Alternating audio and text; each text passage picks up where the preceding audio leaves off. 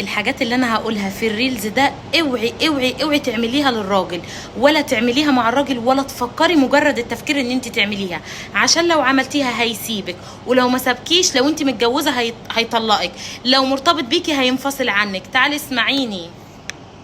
رقم واحد، مطاردته.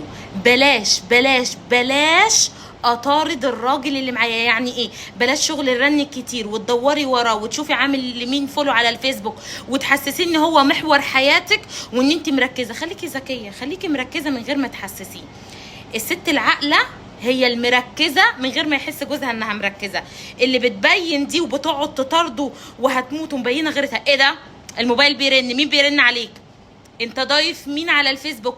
البنت دي ما كانتش عندك على السناب، انت رايح فين؟ ده مش ميعاد نزولك.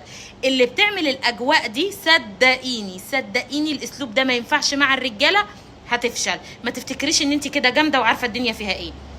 اخد الحق حرفه، الذكاء سيد القرار. يعني ايه؟ يعني انا ممكن اركز في كل حاجه من غير ما احسسه، عشان حتى لما تحبي تقفشيه تعرفي تقفشيه، ما يبقاش ماسح الحاجات ومظبط دنيته.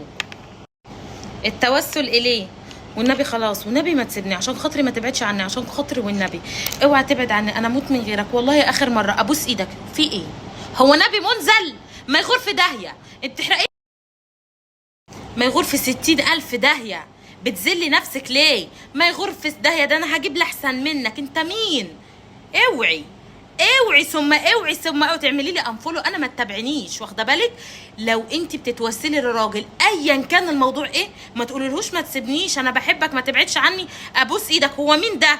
مين ده عشان ابوس ايده يا بت؟